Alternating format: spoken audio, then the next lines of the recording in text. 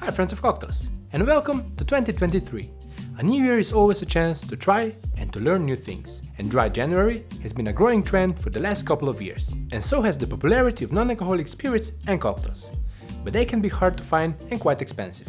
So I thought it would be fun to have a look at how you can make homemade ingredients to create the best mocktails for anyone that wants to or has to avoid alcohol. We'll make zero-proof spirits, liqueurs, amari, and of course cocktails. But today we're starting with alcohol-free bitters. Aromatic and orange are the obvious choice, right? We'll try different methods to make them both. This journey will be a learning experience for me as well, since I'm not as proficient in the zero-proof world as I'd like to be. But I've got a great resource right here.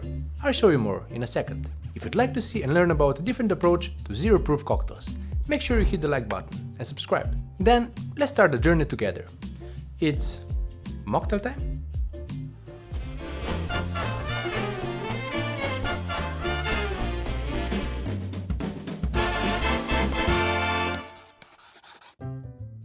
Whatever the reason might be for you or somebody in your life to opt for non-alcoholic drinks, there's still a rich world of mixology to explore, and there's no better way to dive in than with this book.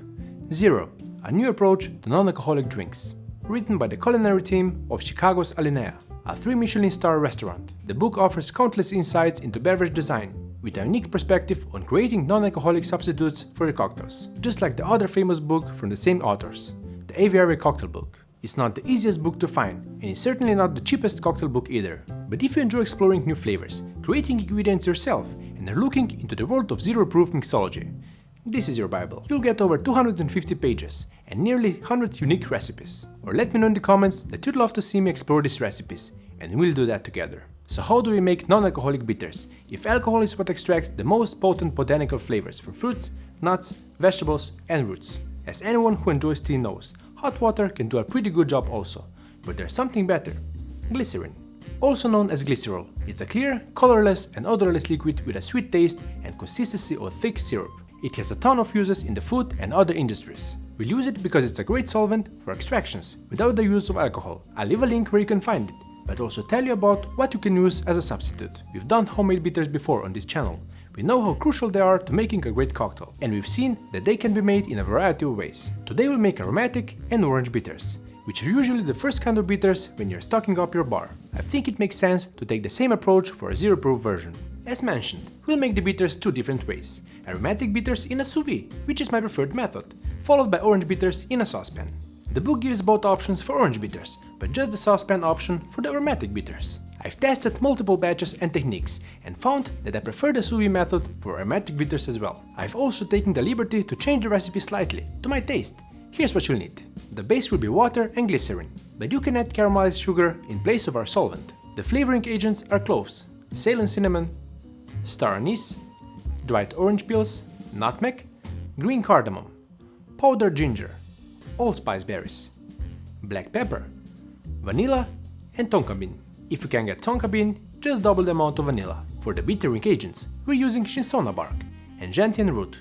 And just as a final visual touch, a few drops of caramel coloring. We use this to make homemade cola as well. If you're using sugar instead of glycerin and making this in a saucepan, you'll caramelize the sugar first, then toast all the botanicals for 10 seconds before adding the water and simmering for 1 hour. But like mentioned, I got better results with glycerin and a sous vide.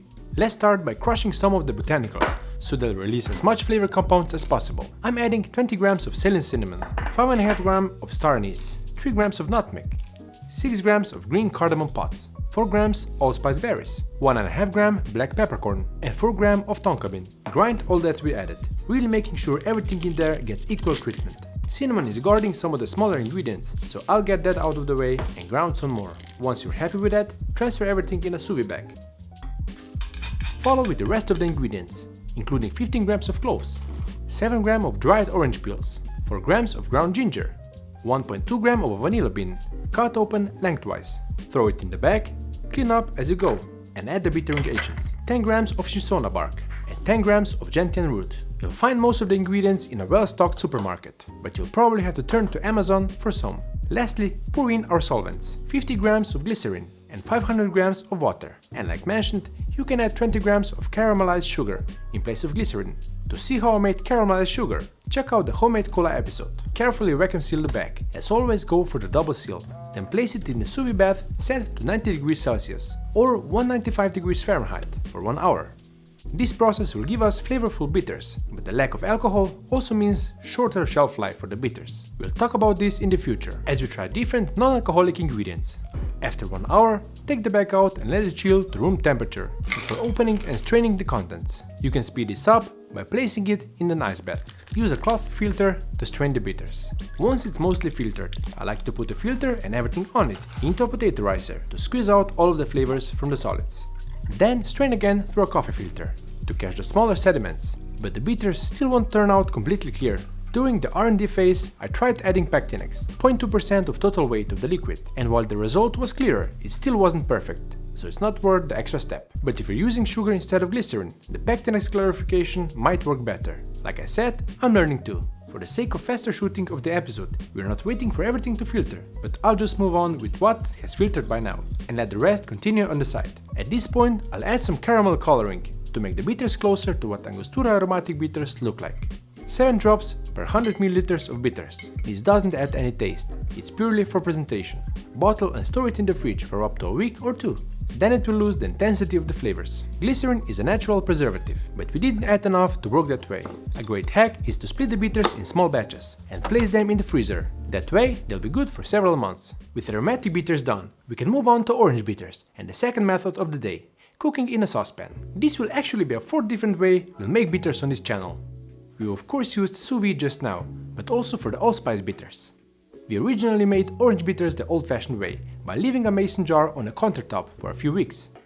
And we made rapid-infused winter spice bitters with the help of nitrous oxide and a cream whipper. And here's what you'll need to make non-alcoholic orange bitters in a saucepan. The solvents and the bittering agents are the same: water, glycerin, cinchona bark, and gentian root. If you don't have glycerin, use honey this time. For flavoring agents, I'm using coriander, dried orange peels, cloves, cardamom, star anise, and caraway. If you use sous vide, follow the same procedure as with aromatic bitters.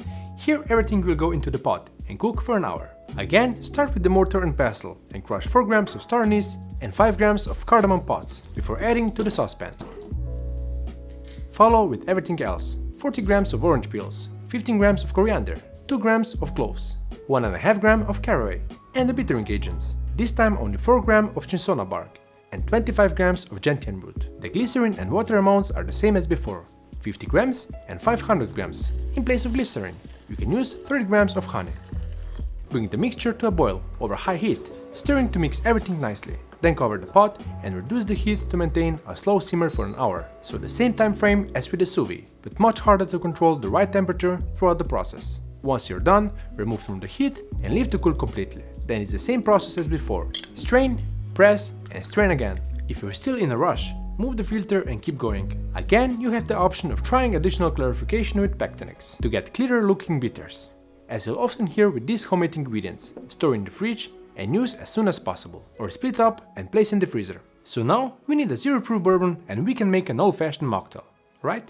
That's actually what we'll do for the next time we're doing a non-alcoholic episode. If that's something you look forward to, let me know in the comments. Today we'll use these bitters to make 2 easy to build drinks: soda and orange bitters in one glass and a tonic and bitters in the other, basically making an aromatic tonic. Just like typical bitters, these are too potent to enjoy on their own, so mixing them into a light, subtle 0-proof cocktail is the perfect way to see how well we pull this off. I'll mix some orange bitters with some club soda and a little honey syrup. It depends on your glass, but I'm going for a little under 7 ounces or about 200 milliliters of soda water with 1/4 ounce or 7.5 ml of honey syrup and 6 good dashes of our non-alcoholic orange bitters.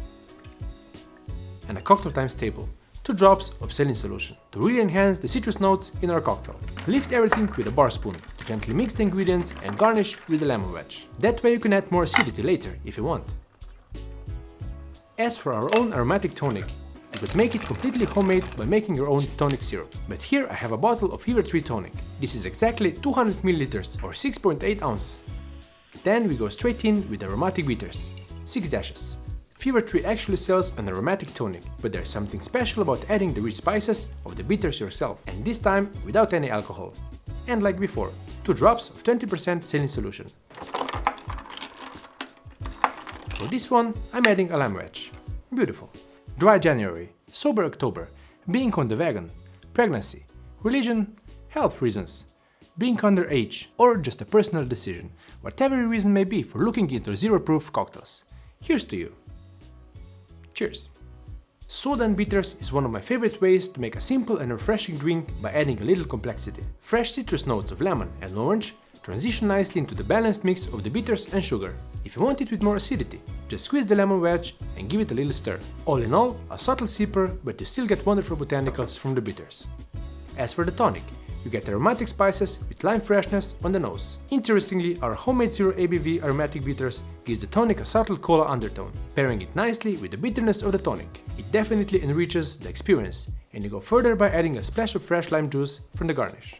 Both of these bitters are standing up to the task, even without alcohol, to extract and bolster their flavors. Both bitters try to overcome the lack of heat that comes from the alcohol, with a sharper bitterness that stays on the aftertaste. For a 0% ABV alternative, these work great. I look forward to finding more ways to use them. If you have any ideas, please share them below.